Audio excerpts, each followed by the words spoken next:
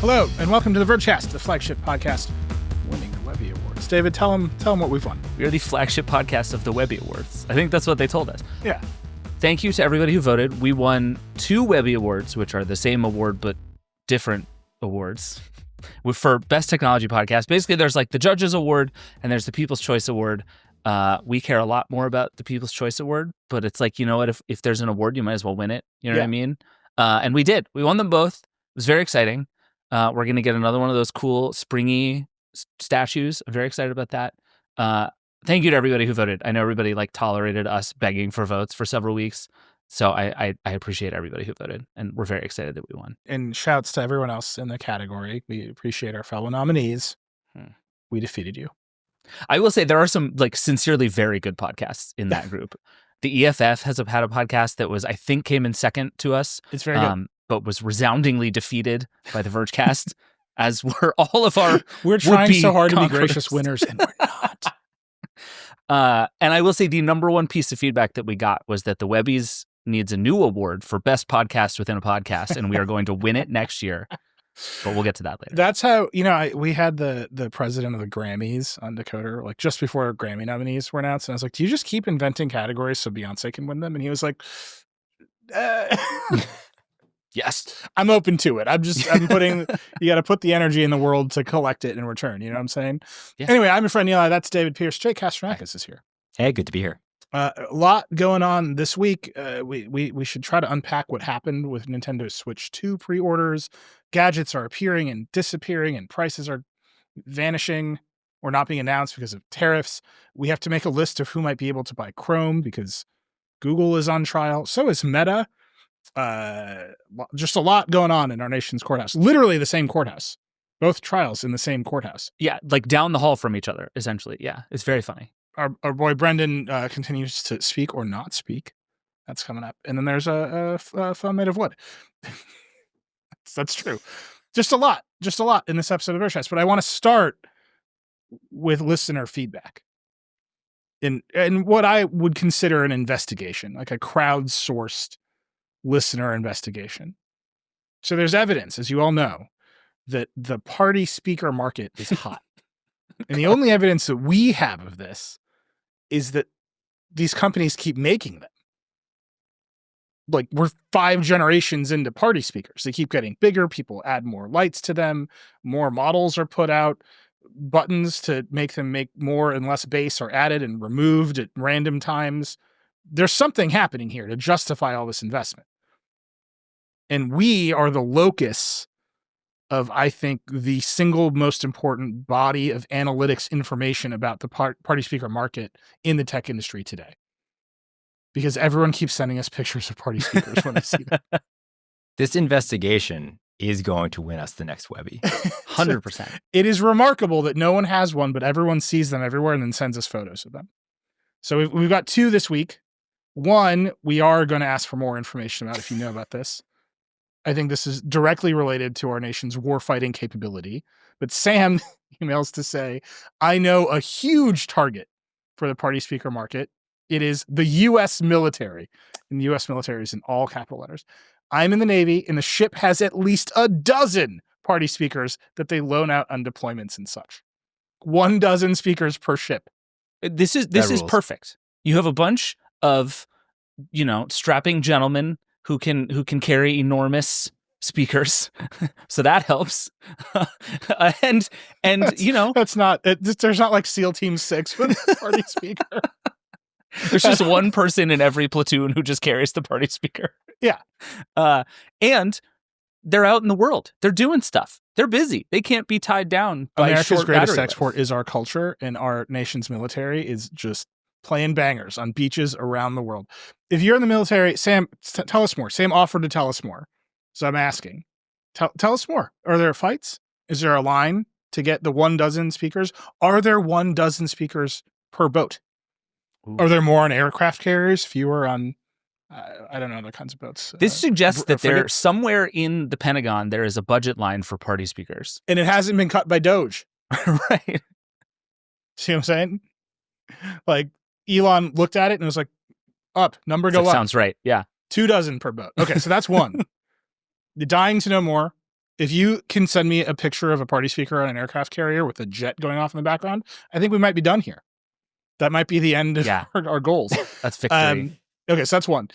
Second, Matthew sent a photo of a giant Sony party speaker in the wild, in the rain at a soccer clinic.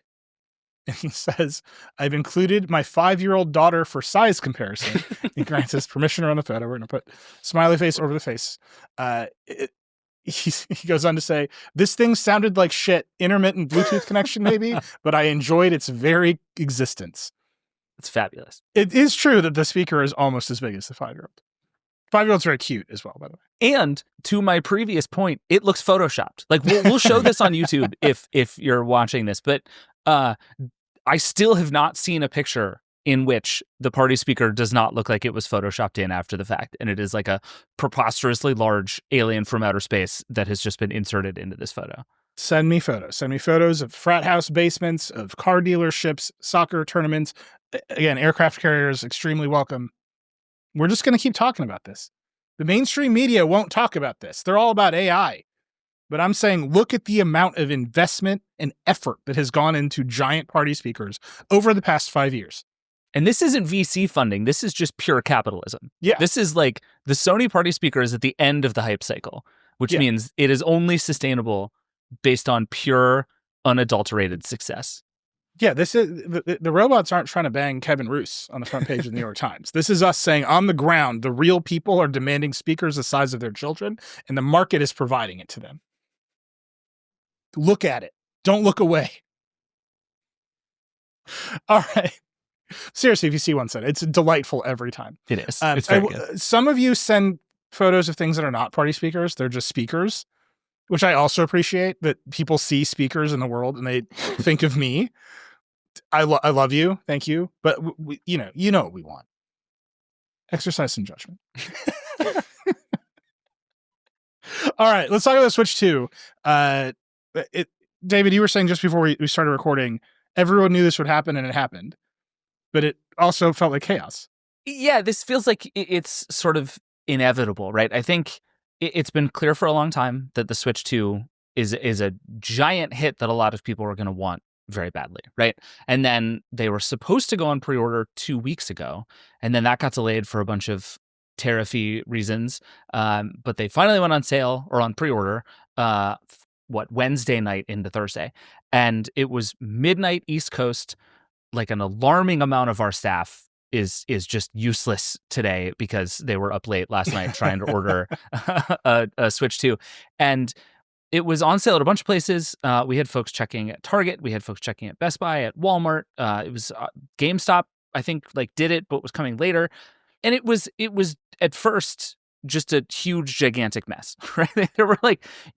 We had people on our team who were like in a line to get in the line. You know, the thing they do with like concert tickets now where they're like, here's the queue before we put you in the queue to buy tickets. Oh, yeah. And they did that, but then it would just punt you back to the beginning of the line when you got to the end of it. It's like total mess. But then it seemed like somewhere between like 45 and 60 minutes in, so like right around 1 a.m. Eastern, all the systems just sort of turned on. And at least on our team, I think everybody who wanted one got one. And so it was a mess, and then it worked. Sure. I mean, that's better than what usually happens, which is it's a mess, and then a spate of apologies are issued, and then no one gets one. Yes. Yeah. Jake, did you try? You didn't try to get one, did you? I did, and I think I am the only person in the United States who had a good experience. I was like, really? I normally go to bed like around midnight, so I'm like, yeah, whatever, we'll see what happens.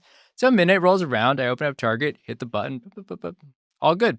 I sign in the next morning and everything's on fire, and everybody's just like it took it out of my cart. They canceled my order later.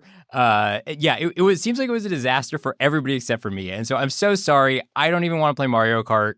I feel like I don't deserve to have had that experience. It seems to me that there is just like maybe fundamentally no way to open a web page and have like 10 million people hit it at once and just like execute it well. It like this every single time this happens and it never goes well. And I don't know that there's a solution for it. There is some really complicated infrastructural thing going on that I would love to know the answer to, because like one of the things that a bunch of folks on our team found was, I believe it was Antonio Di Benedetto, his wife just opened up the Target app and bought one. Just like nothing. Totally fine. Yeah. Everybody else is like melting servers across America, and she just sort of like haphazardly wandered her way into a Switch 2. Do you think it's if you look like a bot, the bot honeypots trap you? And so like Jake doesn't look like a bot because he wasn't like he didn't have like 8 web pages open already. And Antonio's wife didn't look like a bot. She just like opened Target and it was there. And it was like, oh, you're not a bot. Like, come on in. Meanwhile, Sean Hollister shared a screenshot of him with like every store on the internet open at the same time. Do you see what I'm saying? It's like, you look more like a bot than not. Like, let's see how committed you are. Because that's the real root of all the problem. Right. Is they all want to stop bot farms and scalpers. And it sounds like, Jake, you're going to become a flipper now. Oh yeah, you. I could take it or leave it, you know. But like that, even in ticketing, like this is the problem. Yeah, that you want to stop all these bad actors from automating their way into buying all the inventory and reselling it. And so it feels like that was happening with the Switch 2. But it also feels like now the people are starting to look like bots and getting sent into like bot hell. I mean, people are acting like bots, right? Because everybody knows that they're up against the bots. And so everybody has 100 tabs open. And there's just like, what is the solution to that? The solution to that is like, I mean, you build competent ticketing, like line waiting infrastructure. You have like a randomized lottery system ahead of time. Which didn't work. Nintendo was like, we'll issue invites. And then right before pre-orders start, Nintendo was like, oh, just kidding. We might invite you like a long time from now. Well, and did you see the numbers in Japan? It is incredible. So I think this is from Dom's article. I believe that in, 8 years ago when the original Switch came out, it was something like they sold 360,000 Switch units in Japan within the first month. And so, who knows how they estimated how many they would need in Japan this time around. But they put out this press release saying, hey, we might not have enough for the lottery that we announced because 2.2 million people have applied, which I will say is a lot more Switches than last time. So yeah, I like, no wonder they're having a hard time. There's also just the additional pent up demand of I better lock in this price now before tariffs arrive. Oh, big time. Yeah. Yeah. Because like, I believe Nintendo, like a week ago or something like that, when they finally said, hey, we're going to start up pre-orders again, they have like a line in their press release where they're just like, this is the price for now. And it's like, yeah, like I don't blame them. I appreciate the like limited transparency there. Just they have no idea what's going to happen. Right. And I think there's a chance that not only is the price going to go up, but it might be much harder to get this thing at some point in the relatively near future. Like there is the sort of shock of the supply chain that is coming if and when all this tariff stuff becomes real, rightly makes everybody nervous. And we're already starting to see the fallout of some of that stuff. It's interesting that the things that went up, like major appliance purchases skyrocketed, car purchases have skyrocketed. We have a story about that. And then there's like Nintendo Switch 2 panic buying occurred. Like all at the same time. David, it appears you bought a Mac and for some reason. I did. I went and panic bought is a little strong, but like it's a thing I was going to need to do in a year, and instead I just did it today. I bought a new MacBook Air that I have not even turned it on and has fingerprints all over it. Perfect. So that's good stuff. But yeah, there is a real sort of lingering sense of like many things have not changed yet, but the confusion just continues to get so much more confusing that like folks I talk to all the time are like, look, the only responsible thing we can tell you to do is if you want something, just go get it. Yeah. Like it might be fine. That's not advice I need to hear. I'm no, not clear about this. But there is like a better than 50% chance that it will be fine, but it's not like a lot better than 50. Do you know what I mean? And so it's like, okay, if you're at a point where you need something where it's sort of a coin flip of like, is it just going to be sitting on the shelf at this price for you in 6 months? Yeah, I bought a Mac Studio, as I've been threatening to do for weeks on this show. Yeah, I bought a base model Mac Studio, and I upgraded the storage in it, which made it a custom order. And I watched that thing sit at the dock in China, going through customs, waiting to see.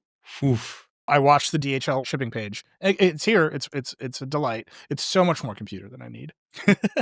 Like every time I push it and the fan comes on, I'm like, I don't deserve this. How many local AI models do you run? Yeah, it's just talking to me all day long. I'm actually, Nilay vibe coded me. I'm not here.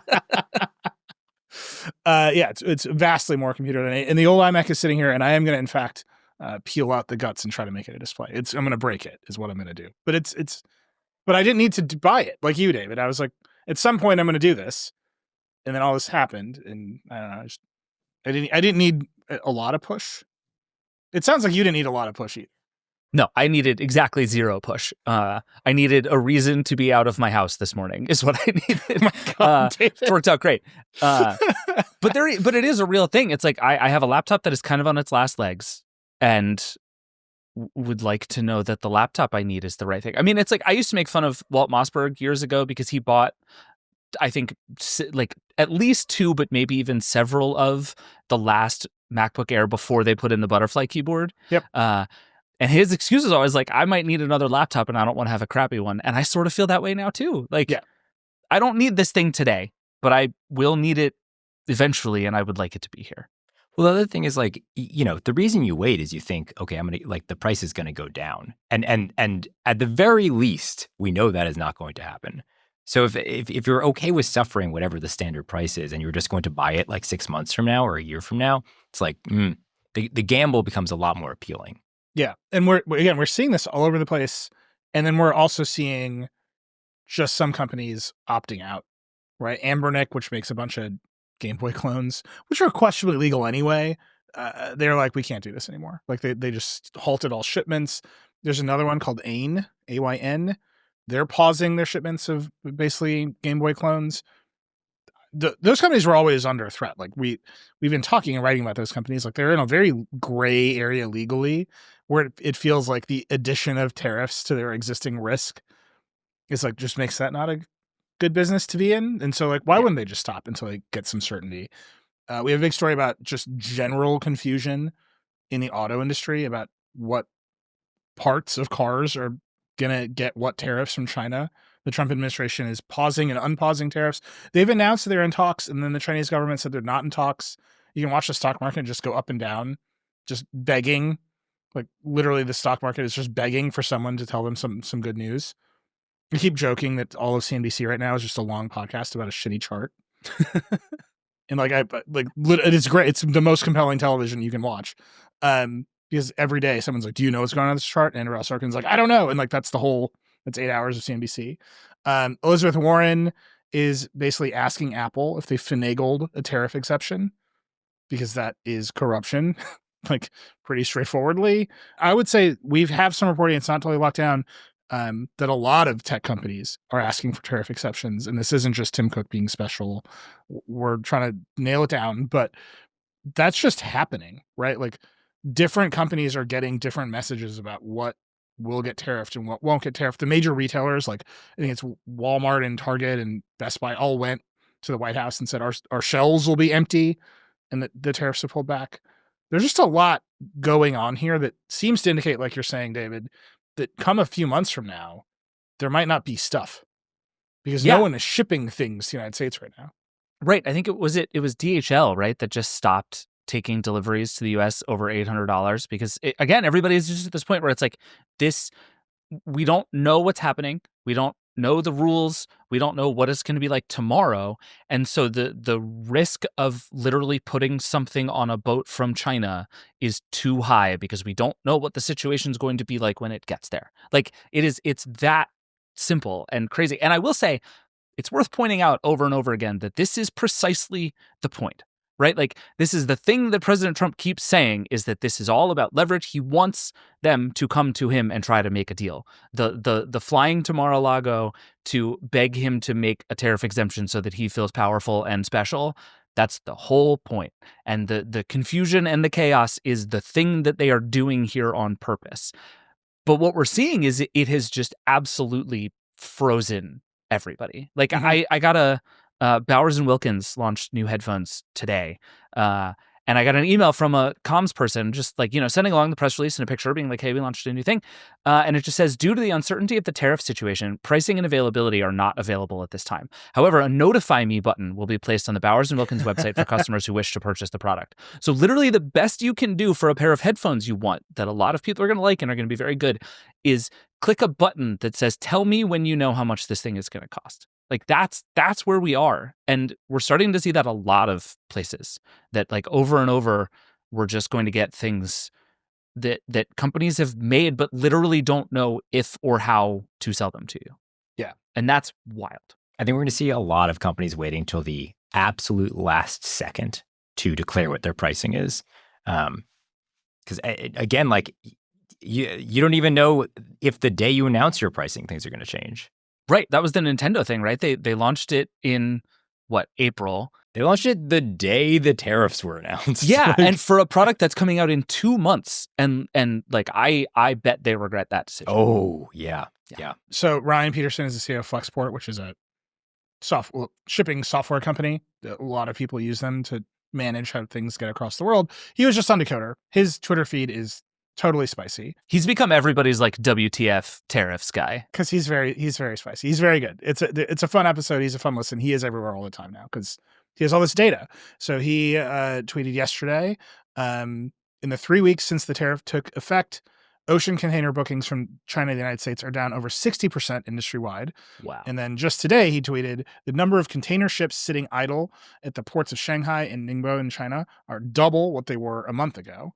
And then I think that is starting to spook people because there's reporting, and no one really knows, but Eamon Javers from CNBC, who's pretty reliable, says Treasury Secretary Scott Bessent said the next step was China no one thinks the current status quo is sustainable at 145 and 125%.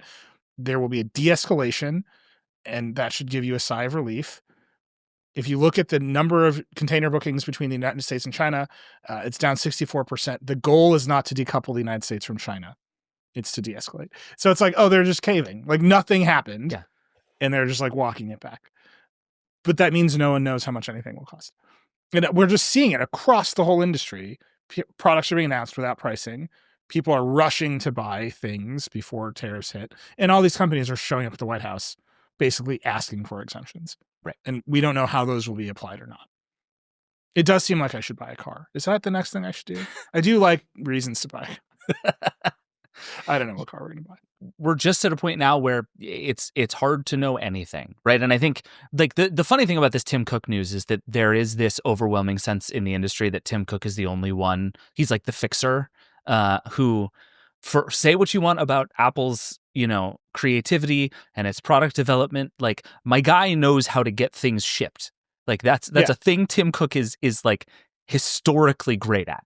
And it's just very funny that all of this stuff is happening and everybody's like, well, okay, there was an exemption for like chips and smartphones and computers. Like, who makes all of those? And you could just sort of see like there's a real like, the silhouette of Tim Cook like walking out of the West Wing in a suit, and he just like accomplished all of his goals. I have no idea if Tim Cook did that. But yeah, no one knows. And there's a lot of confusion. In the first term, the way he accomplished that was by convincing Trump that if you put these tariffs on, somehow Samsung would beat Apple. And that you can't have that, right? Who knows what the mechanism there would have been? It was Bixby. It was Bixby.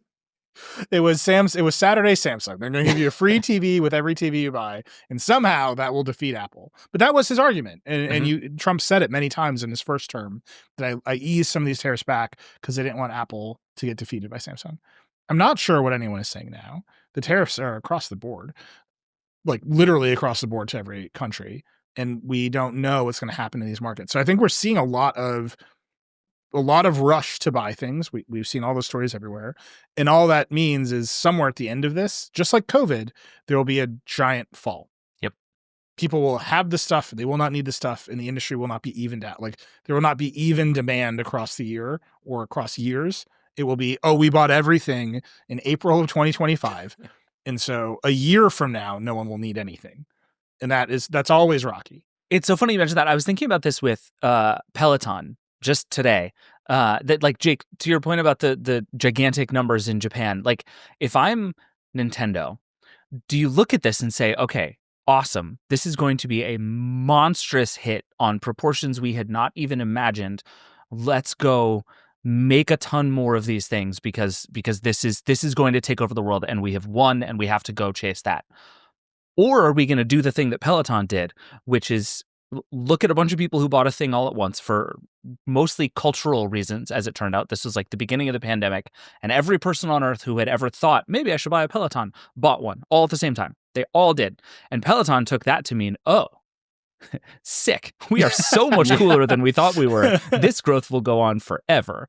And then what happens is you make a bunch of stuff. It's very expensive to store all that stuff. You don't sell it that very fast and it destroys your business. Like it's... Wait. Peloton made an even bigger mistake. They bought Precor. They bought another company for its manufacturing capability. That's right. I forgot they did that. And then they were like, shit, we own Precor. Right. Yeah. Like we own these factories to make treadmills that no one wants. Right. They have since recovered. They're like 2 CEOs since then. Yeah.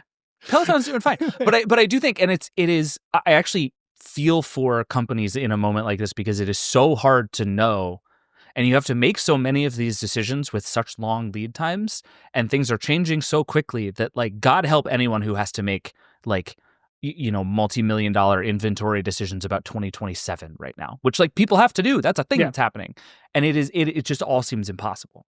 I will say for the Switch, I think it's like maybe a little bit different just because of the timeline of that product, right? Nintendo is selling effectively the exact same product they made 8 years ago for the exact same price. They like changed the chip once, but it's fundamentally the same thing. And it's doing fine still. For them, like, I don't know, like it's going to be a little bumpy, but like they'll be, whatever. They can just put out some more Switch 1 games. Like that's where all the money is for them. Yeah. No, I think you're probably right. Nintendo is probably as immune to this as just about anybody. But I do think in general, like this idea of like, oh man, all these companies have no idea how to plan for the future. Oh yeah, it's going to be really tricky. I have no idea what that's going to look like a year from now when people are, have already bought everything or we just don't have any products. Yeah. Do you know what the all-time number one we thought the pandemic would be forever mistake was? Ooh. I'm guessing. I'm gonna guess you're going with Verizon Blue Jeans. That's a good one. The CEO of Verizon Wireless was on. He's like, yeah, it was a rounding error. So no, but the good one. Okay. Is it fancy webcams? Nope. Damn. What is it? No. It's so bad. It's so bad. It's so big. It's so big you can't see it. Facebook renamed itself Meta. Oh, yeah. They were like, we're gonna live. We're gonna do cartoons. No legs. No one will ever go outside again. All day long. You know what though? I think that's worked out for them. Everyone has forgotten that they're furious with Facebook.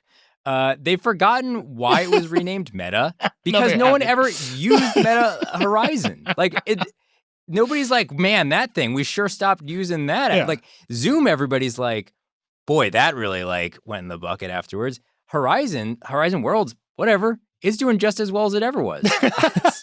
That's certainly what was the true. one concert in Fortnite that it confused everyone? Do you know It was Travis Scott. It was right? Travis Scott. That's what it was. Yeah, they did Astroworld in Fortnite. Yep. And I mean, just that day, like Mark Zuckerberg was like, everyone's going to be at home in headsets forever. And it's like, no, the kids really want to go outside. Like they want to look at a Travis Scott concert at the concert. So just to give people some inside baseball here, when you're a reporter, one of the things that happens is anytime there is like a big moment of some sort, product launch, sort of cultural event, whatever, one of the things that happens to every reporter is 1 million people flood into their inbox offering some kind of quote about that thing. Like, my CEO would love to talk about how this affects B2B ad sales or like whatever. That was one of those days that I distinctly remember. The Travis Scott concert in Fortnite happens, and I had 100 emails the next day from people who were like, let me tell you why this just changed everything about how society is going to work. Yeah. And it was like, you're totally right. It was like, this is a moment, and the world will never be the same afterwards. And it was. it went right back. But that's this. I mean, what's staggering about all of that is COVID was an external crisis. Like it happened and everyone reacted to it. And then however you experience COVID, like a number of behaviors changed. A really interesting one, for example, is we started Decoder before COVID and no one wanted to be on video. And now everyone's assumption is that they will be on Google Meet calls. Yep. Weird. That's just totally a pandemic change that happened. Tariffs are a totally self-created mess. Like it woke up one day, they asked ChatGPT how to ruin the world economy. And like, here we are. But the same kind of like ripple effects are happening. You can just see it. But there's no behavior change around it. It's like on balance, it's a little bit easier to convince David to buy a MacBook Air. That's where we are right now. And but that's on a permanent change. It's not like everyone got used to video conferencing over these 2 years, but you can see that companies are having to deal with it in kind of the same ways. I don't know. Like there's just something I wish if I could go back before COVID and predict what would have happened, you maybe would have predicted everyone gets more comfortable with video calls and working from home. But there's this one, I'm just not sure what the change is other than everyone's kind of mad that they can't get a Switch 2. Right. Yeah, I mean, there's going to be like a long, long road of here's what happens when everything gets more expensive and harder to find. But in terms of this sort of, one day to the next culture change, like here's hoping we never go through that again, right? Like that was such a specific thing, but it does feel like in the sort of how do you plan for the next 2 years thing, we're in a surprisingly similar place. I mean, they really renamed the company Meta. Like they did it so much. We broke that news. That was us, right? Remember Alex Heath broke that Facebook is going to rename itself. There was a string of like local radio stations holding contests about what they should rename the company. And they're like Meta for the metaverse. And here we are. It's 2025. I haven't put on a Quest headset in a long time. That's all I'm saying. Let us know. If you are in a Quest headset looking at a party speaker right now, email us. You can for sure be on the Vergecast. Yes. Who are you? All right, we should take a break. We got to come back. We got to talk about Meta, which is in court right now. Potentially going to get broken up. Google is in court. Lots to talk about there. We're going to take a quick break. We'll come back, get into all of it. Support for this show comes from Roomba Robots. Here's what Roomba Robots would like you to know about their brand new lineup of robots. They clean your floors really well. It's that simple. No gimmicks, no stunts, just a simple solution for thoroughly clean floors. They work so well because they use a 4-stage cleaning system and Clearview LiDAR to navigate your home. That's right, I said LiDAR. That's the stuff archaeologists use to discover ancient cities. Roomba robots aren't messing around. The all-new Roomba 205 combo gives you 60 days of hands-free cleaning thanks to innovative technology that compacts dirt and debris inside itself. And the powerful Roomba Plus 405 combo comes with advanced spinning, dual clean mop pads and an auto wash dock. It vacuums, mops, and then empties its own bin and washes its own mop pads. You can control the whole system from anywhere with the redesigned Roomba Home app. With all these features at your fingertips, you'll never miss a mess. Roomba robots were made for this. Learn more at iRobot.com. That's IROBOT.com.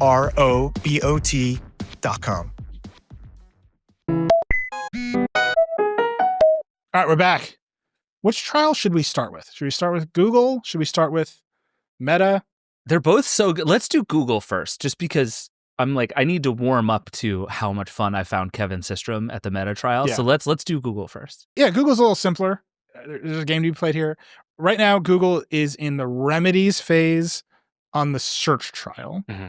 It has lost the ad tech trial. If you want nitty gritty on what those trials were, what those cases claimed, how they were constructed, Jonathan Cantor, who led the DOJ's antitrust division, was just on Decoder. We went through them in detail. So we'll hold off on the detail. But the remedies phase of the search trial, Google was found to have an illegal monopoly in search, partially because they pay a bunch of money to Apple and other companies for defaults in Safari and other places.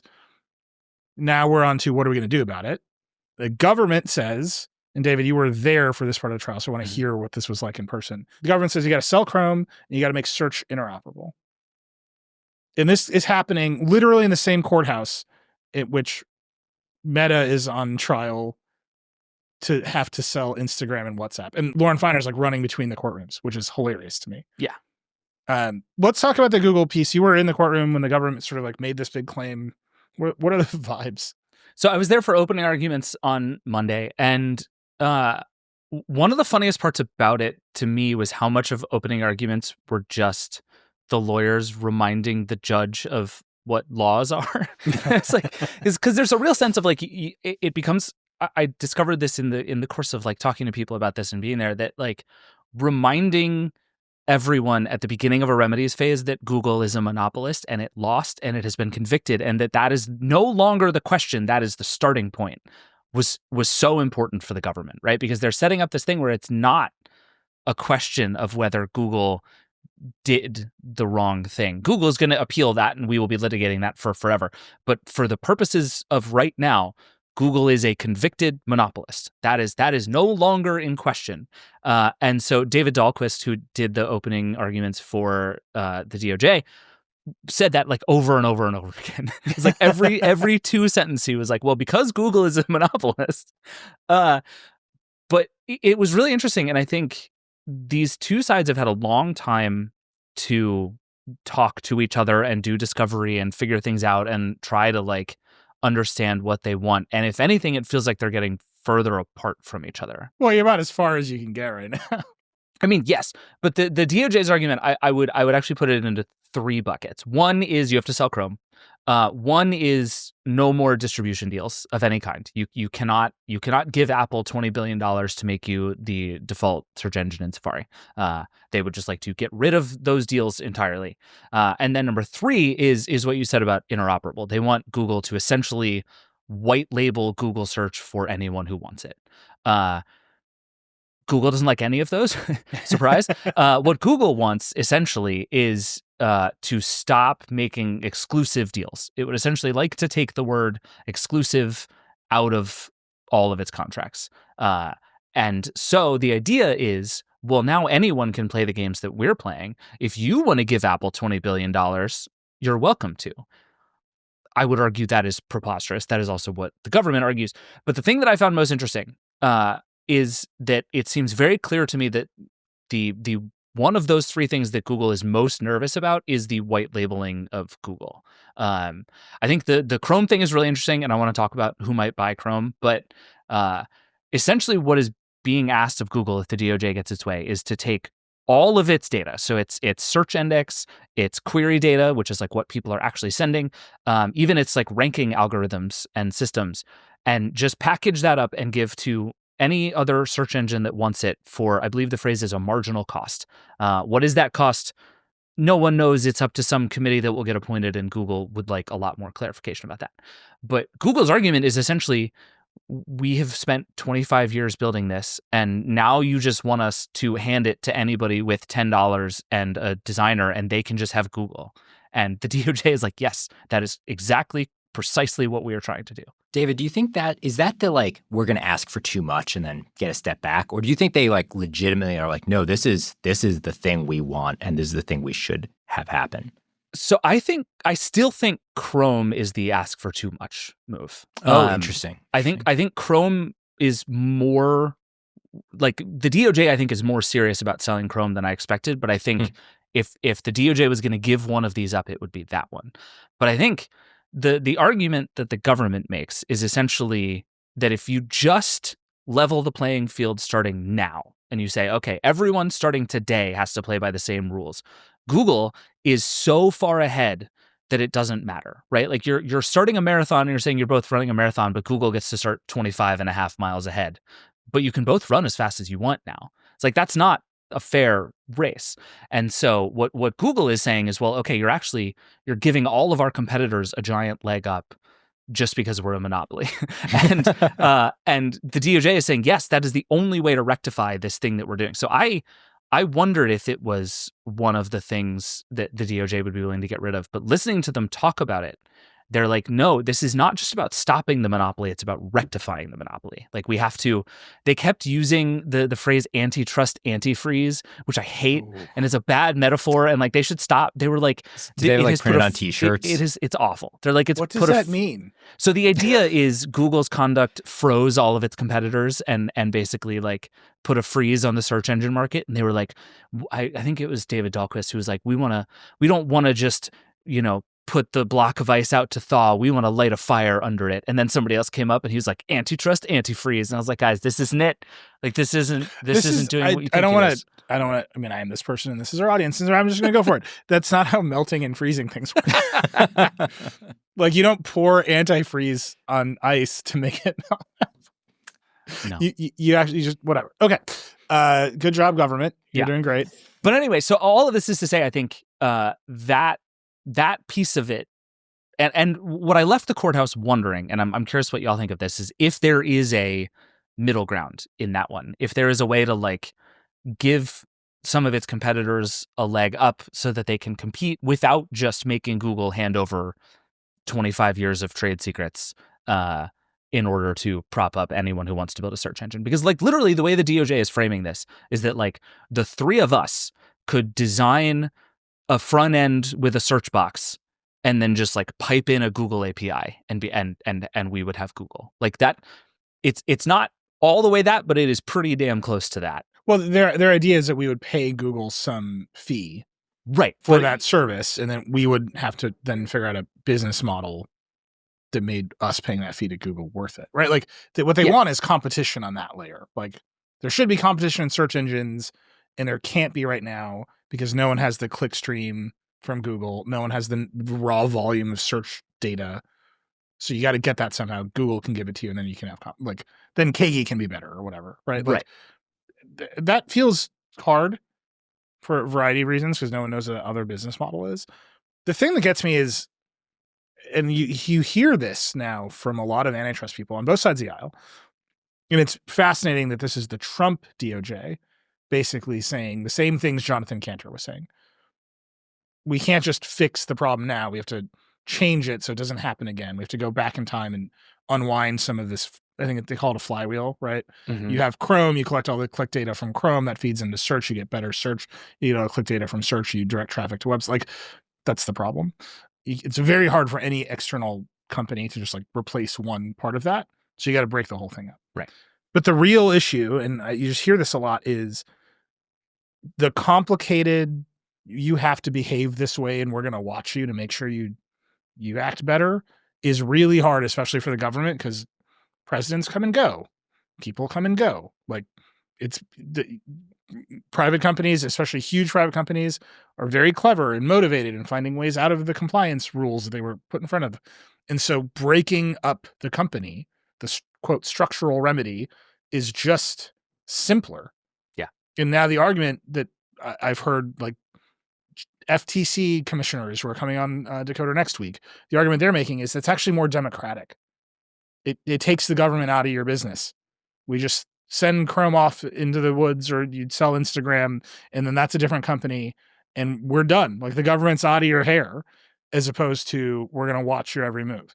Which you kind of like, the Trump administration is like, what if we watched your every move? Right? Like they have an inclination to be like up in your business, and so there's a little bit of a flip there. But I don't know if make the API interoperable, make search interoperable will play, because Google will just preference itself again. They will find a way to do it. They will come to some settlement agreement and say, okay, our Google search experience is still slightly better than the one we sell to Microsoft. Yeah, which I think one of the other things the DOJ really wants is that the sort of cloud they get to put over Google's head if they don't comply with all of these things and like live under the remedies correctly is to have to sell Android. Like that's the thing for non-compliance. That's like in case of emergency. Yeah, and so I came to realize over the course of this that like they picked the biggest possible hammer that they could in order to say, okay, if we don't think, and again, it's all very nebulous. It's like if just a bunch of people who have not yet been named decide that you're not doing a good enough job, and Google is like, we have questions about all of that. But they're like, their compliance rule is Android, and that is the real huge hammer hanging over Google if it goes through. My hottest take here is that in 36 months, Google as we know it does not exist. It sure seems like it. Like, whether it's the government that does it, whether Google reconfigures itself somehow, whether the thing that sort of happened to Microsoft in the 90s happens. Like, Microsoft had all these cases and all these, but Microsoft ended with a big consent decree They were going to break up Microsoft into, I think they called it AppsCo and OSCo, which is horrible names. AppsCo is the one that was like on the cover of Time. Like, what's AppsCo? It's like very silly. And then George Bush got elected. The Clinton DOJ went away and they settled the case with this big consent decree that said Microsoft had to not preference its own apps and stuff on Windows. And that just led to like years of headaches that allowed like Google to exist and Apple to make this like roaring comeback on the strength of the open web, which is the only reason the iMac is any good. Like Apple came back because the web browser supplanted Windows as an app platform. Now we have Apple. But if that hadn't happened, why would you buy an iMac, right? So all of that happened because Microsoft was kind of distracted. And then Bill Gates will tell you that's why they missed mobile, although I don't think that's the case at all. I saw their mobile phones. I'm just wondering, like 36 months from now, 3 years from now, what will have Google been distracted by? Google's not like a monster of execution right now. Yeah. So the government breaks it up. Google breaks itself up. Larry Page shows back up and is like, I don't know, spin off YouTube. Like something is happening that changes this company as we know it in the next 3 years. Yeah, I think it's possible that the big tech companies now just have like a different level of resources than any of those companies did back then, that they're so entrenched and so much bigger and have so much more money that they can walk and chew gum at the same time in that respect. But it also, I mean, to your point, we're seeing it now, right? Like Google is already not operating at full capacity because it has been fighting these fights. And you see leadership is changing and moving around, and this company is like relentlessly trying to figure out what kind of company it's supposed to be, which is a lot as all of this is happening. And of course, Google's argument is that AI is that thing, right? Like what the web and what mobile were to Microsoft then, AI is now. And they're running the same playbook. Yeah. It says in a trial, it was revealed that Google is paying Samsung, quote, an enormous sum to pre-install Gemini. Yep. Like they're just doing what they do. Yeah.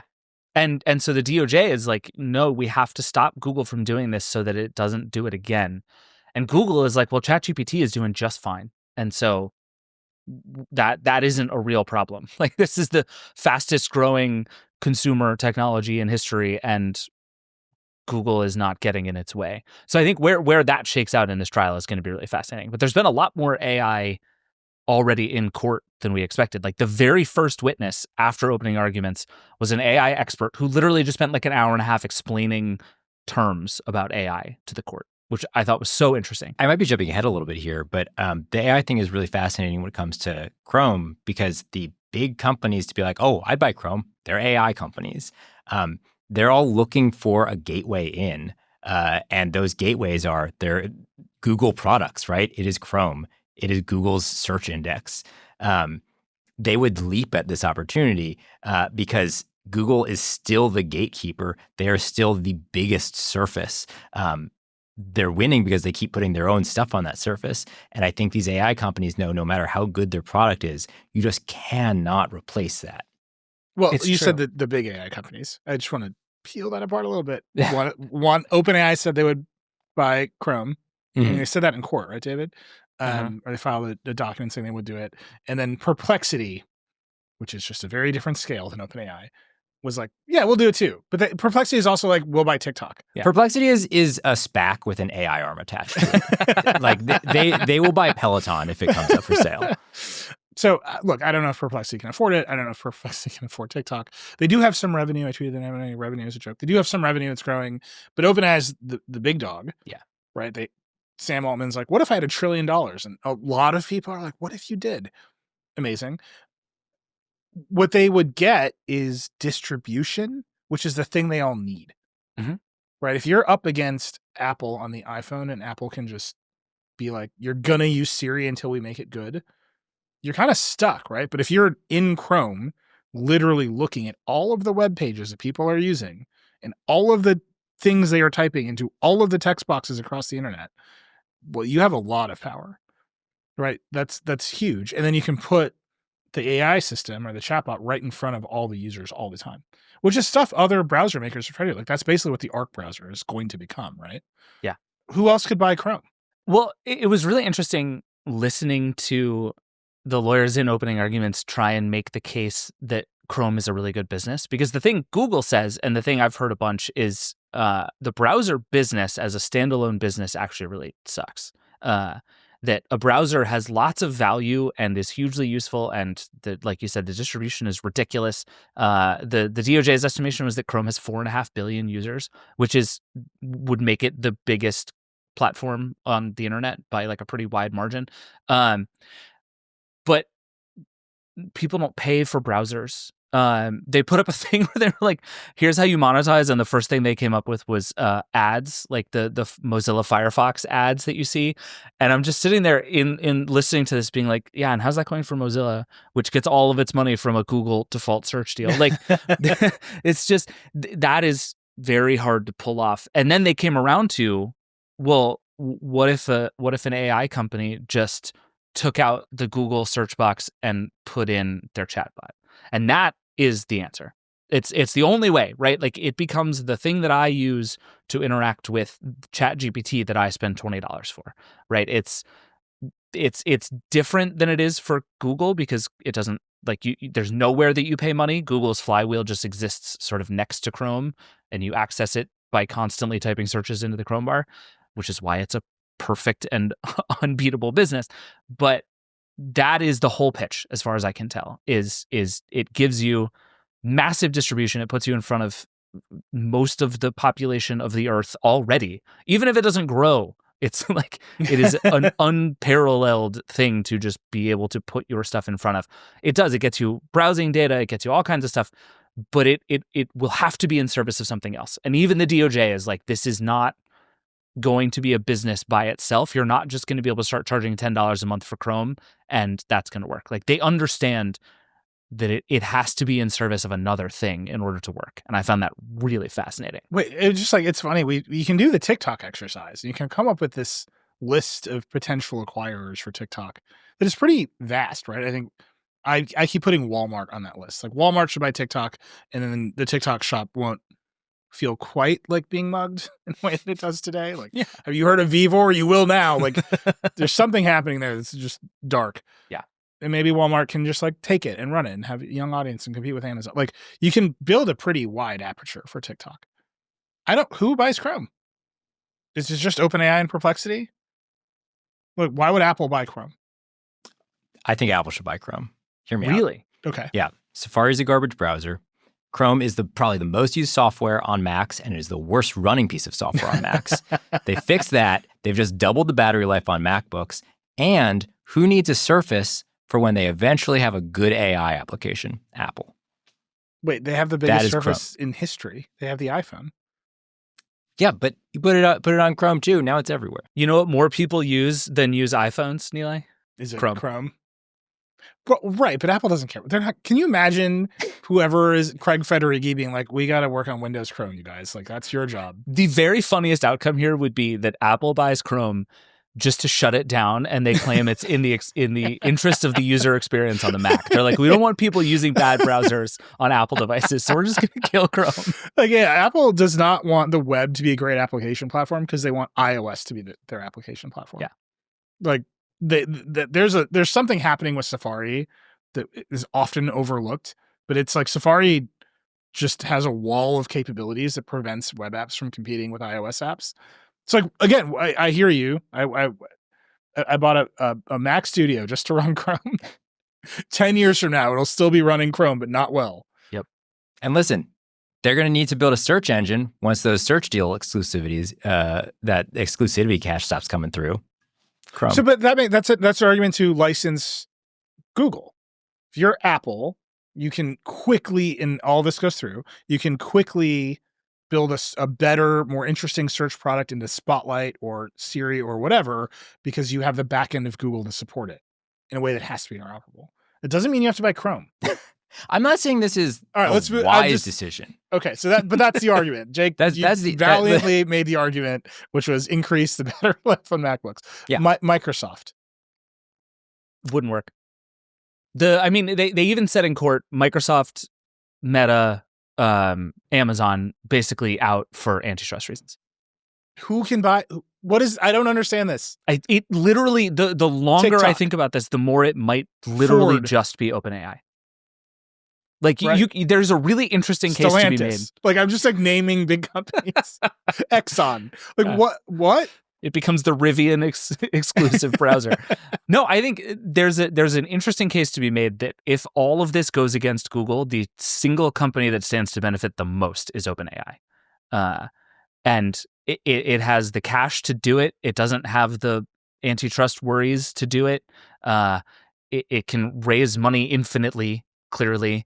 It would hugely benefit from access to Google's search data. One of the things that an OpenAI person said in deposition was basically you can get to 80% of Google's search quality pretty easily, and the last 20% is virtually impossible and just absolutely impossibly expensive.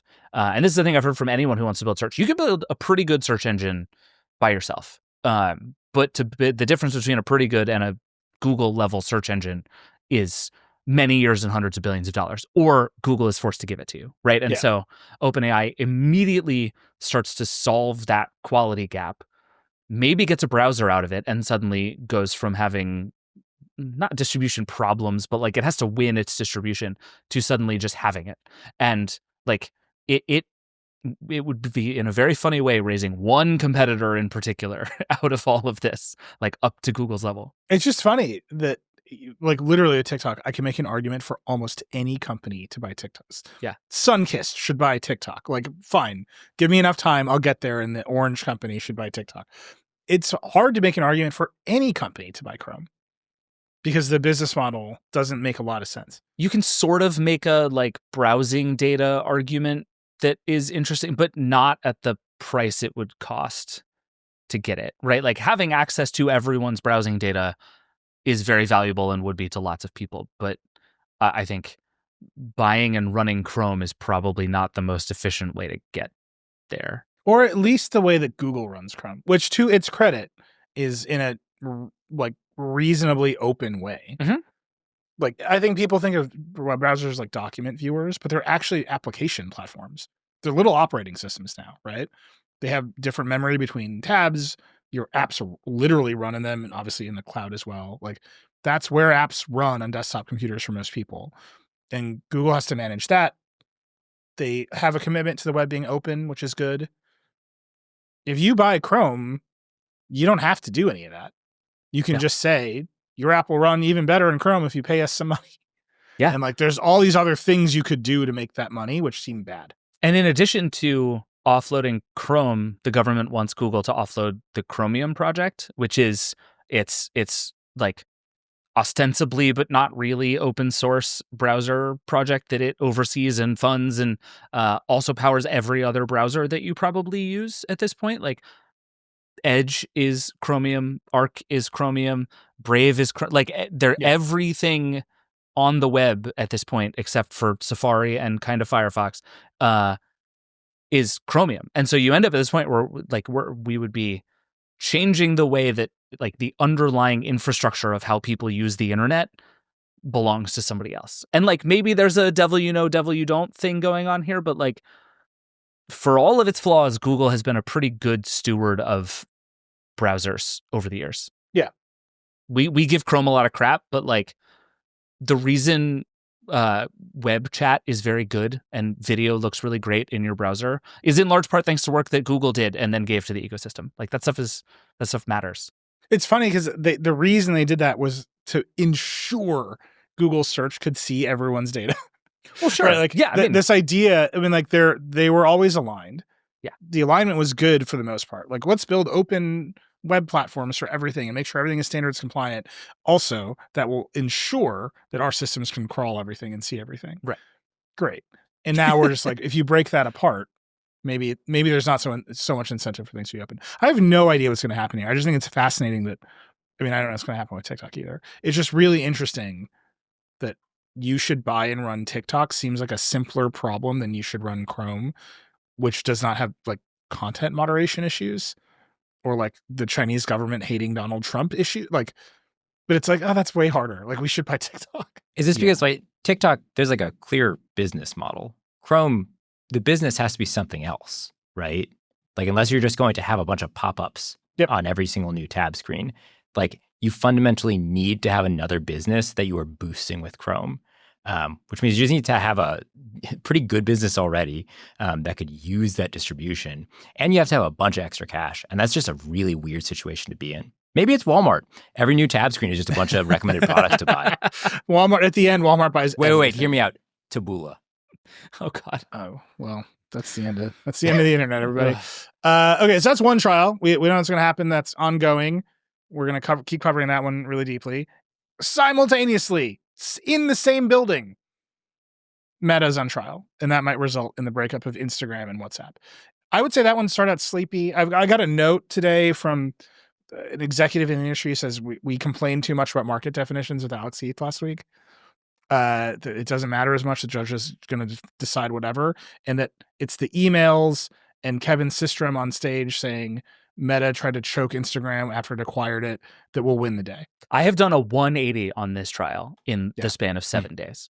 Okay, tell me why. I left last week basically being like, the government doesn't know how to categorize Meta, and it's going to tank its case, right? Like, Meta is very deliberately all things to all people, and that is a very hard thing to put a market definition on. And if you can't have a good market definition, you can't call it a monopoly.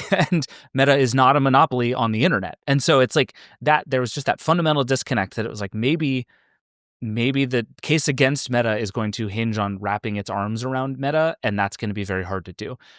But then Kevin Systrom gets on the stand and just spends a day just throwing darts at every other executive at Meta, Mark Zuckerberg in particular. Kevin Systrom, famously the founder of Instagram, one of the co-founders of Instagram. Yeah, sold Instagram to Facebook, then called Facebook, for $1 billion. Obviously, Instagram is Instagram. And Mark Zuckerberg's argument before Kevin Systrom took the stand is essentially that Instagram is only Instagram because of this company, that we have the resources, we poured fuel on the fire, it grew because of us, like on and on and on. And we talked last week about it's actually hard to prove otherwise. And then Kevin Systrom came and sat on the stand and said otherwise over and over and over again. That actually what happened was Instagram came aboard and was starved for resources, that Mark Zuckerberg saw Instagram as a threat and so took stuff away from it in order to prevent it from growing and killing Facebook. And this is a thing we've heard kind of intermittently over the years, is that like Mark Zuckerberg runs a big company, but like Facebook is his special baby, and anything that threatens the Facebook platform cannot be allowed to do that. Like that tracks with what we know of his personality and history, that Facebook, the thing, is more important to him than anything else in his empire. And so Systrom just gets up there and basically for like a whole day was just like Instagram was killing it, and then we continued to kill it more or less in spite of the company that acquired us, which, by the way, got an unbelievably great deal in doing so. Do you think Mark Zuckerberg uses Facebook?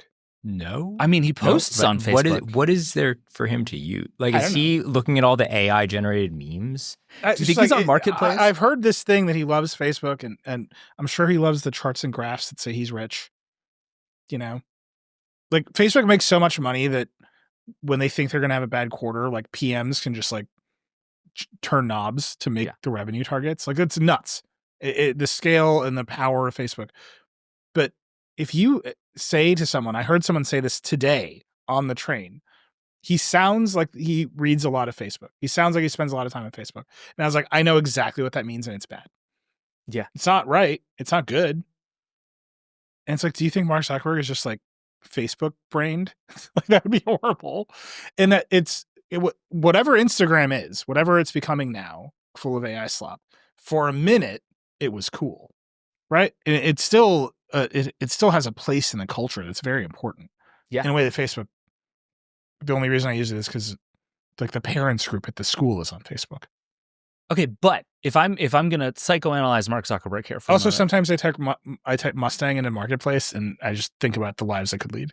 That's it. I've been shopping for patio furniture on Marketplace, and it is not a great time. I'm just saying, if you want to buy like a mid 2000s Terminator Cobra, you can find one on Facebook Marketplace. Continue. But okay, so if I'm gonna psychoanalyze Mark Zuckerberg for a second, which feels dangerous, I think what is true of Facebook and Meta at large is that the rap on the company is that all Meta has ever done is copy. That it is a very successful and ruthless fast follower, right? That what it is in many ways is a collection of other people's good ideas executed on at larger scale, except Facebook. Mark Zuckerberg did Facebook, right? Like that is a real thing that he holds on to.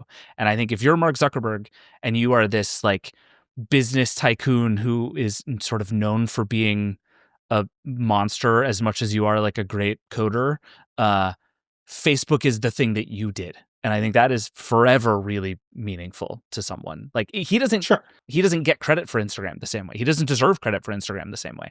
Same with WhatsApp. Like those are part of his business empire, but they're not like things that he did. And I think the world sees it that way, and I would bet that he sees it that way too. But like in the context of this, they also launched Threads, right? And Threads was a copy of Twitter. It now is a weird parallel ecosystem of just like it's still creators doing prompts all day long. Yeah. But like the prompts are getting darker and weirder. Like, tell me 5 people you hate. So something like what is happening on Threads. And they Adam Mosseri just launched their CapCut clone edits. Like Instagram is getting ready for TikTok to go away. Yes. And they're doing it by cloning all the rest of TikTok's features. They're doing it by turning Threads into more of a posting platform for like they're building a creator marketing platform that still has nothing to do with Facebook as far as I can tell. Like all of the interesting things that are happening at Meta are happening in the Threads Instagram zone. But nothing is happening on it's like if you care about it the most, like why don't you have any ideas for it? Well, there's that.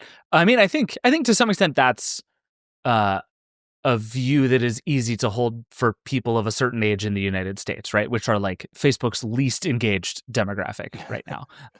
But it is true that you go lots of other places around the world, and Facebook is much more like central to culture, and it's very important. But also, to your previous point, Facebook is now so big that I think you can't mess with it. And like we've even seen in the trial last week, Zuckerberg used to have all these wild ideas. What if we reset everybody's friend count every year and made them rebuild it from scratch? Which, the more I think about it, is an idea that I love. And I think all of social media should maybe adopt this. Like on January 1st every year, you just start from a clean slate and have to do it again. Amazing. Should do that. But like increasingly it is like it's both sort of too big to fail and also too big to do anything with. So it's just kind of left over here by itself. Kevin Systrom showing up and saying, I could have done this, no problem, I think is, to your point, devastating to Meta in this case. Yes. Because he's very confident that he could have succeeded here. But David, you were saying that like market definition is not going to be important. But it sounds like you're saying that actually what matters in the end is people just don't like Facebook. Right. And like, is that enough to get a judge to agree that it is a monopoly? Like, I still just fundamentally, right. Instagram could have been great on its own. Sure, that's fine. But that doesn't make Meta a monopoly today, does it? But it's not today. It's not today. This is actually, as I've done more reporting on this and talked to more people, the thing that the government is trying to argue as clearly as it can is the bad thing that happened is Mark Zuckerberg saw upstart competitors and tried to kill them. And here now are the founders of those competitors showing up and saying, we got bought, they paid the money, and this argument that they supercharged our growth is just fiction. Right. Because actually what there was jealousy and a reduction in resources. And we would have raised money or grown on our own or been more innovative. But instead I fought these political battles. Which is a tricky argument because like, scoreboard, right? Like look at Instagram. You can't argue that Instagram has not been a huge success. That doesn't work. But Systrom got up there and was basically like, we succeeded against the wishes of our acquirer, which I think to your point, Nilay, is if that argument is successful, that's the argument that wins this case. Yeah. So, by the way, Meta, Andy Stone from Meta is out there being like, look at all this nice stuff Kevin Systrom has said in the public in the past. And it's like, well, dude, he wasn't in court under oath, like totally free to say whatever he wants. Like he worked for you. Yeah. Of course he said nice things when he worked for you. He's also got his fuck you money now in like a very real way. I mean, that's the dream, right? Is to sell the company for $1 billion and then like years later show up and be like, you were a dick. Yeah. That one's very clean. I can see it. I can see how Instagram survives as a business all on its own. I can't quite see how WhatsApp survives as a business all on its own. But the most interesting thing about that conversation is the founders of WhatsApp had no intention of being a big business. And Zuckerberg was like shocked by, I think he said they lacked ambition. They just were happy doing their thing, and they were like a small team that was massively successful. They probably would never have been a whatever it was $21 billion business that they ended up selling for. But yeah, they were fine with that, and in a really funny way, that gave them tons of leverage. Yeah. It also turns out that this is the other thing that came up in court was that absolutely everyone wanted to buy WhatsApp. Like we kind of knew that at the time. But Google kicked the tires. I think Twitter at the time kicked the tires. Like it was very clear that this was going to be a thing, and it gave WhatsApp a lot of leverage and credibility. But it also put Meta in a position of being like, oh, this thing is a huge threat to us, is being validated. We have to go get it right now. Wow. I don't know what's going to happen in this one. The twists and turns day by day in this trial. There's this very old cliche in like lawyer world that if you don't have the law on your side, you argue the facts, and if you don't have the facts, you argue the law. And if you don't have either, you pound the table. This is like a joke that law professors tell. And it feels like Meta doesn't have the facts. So they're really focused on these very hyper-technical legal arguments. And then it's also just like the Trump FTC is in charge of this trial. And Mark Zuckerberg's in the Oval Office, like throwing money around. Like, no idea what's going to happen here. But it does seem like my prediction with Google is 36 months, totally different company.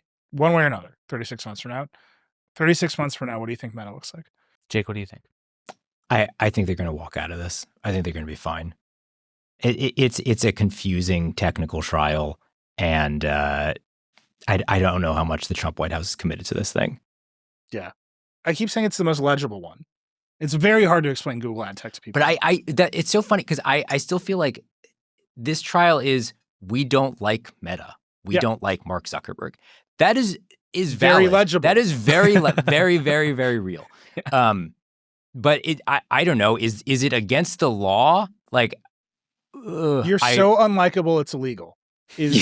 That's tough. Right now in the American legal system, like edging closer to being a viable position. We'll see. David, what's your prediction? I think what Meta should do, and genuinely might, is just spin off Instagram of its own volition. I think that solves this problem. You can't spin out WhatsApp in the same way, but I think it agrees to a settlement where it spins off Instagram and actually wins just as much, because Instagram would be fabulously successful on its own. Do you think there's like a movement inside Meta that's like, let Mosseri cook? Yeah, I kind of do. I mean, Mosseri's been cooking, right? Like it's not nothing that he has been out in front of this company for a pretty long time now. He pioneered the chain. Yeah, exactly. So another thing that Mark fast followed.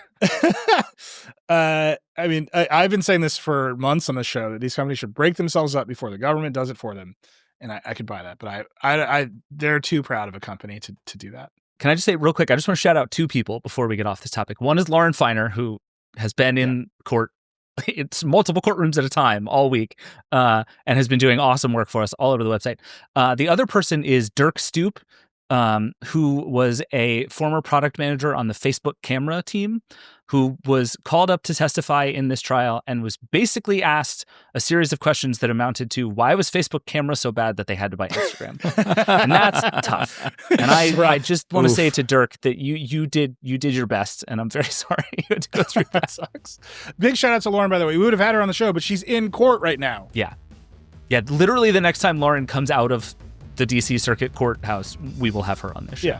Yeah, but she's killing it. All right, we got to take a break. Gonna rest up for the lightning round.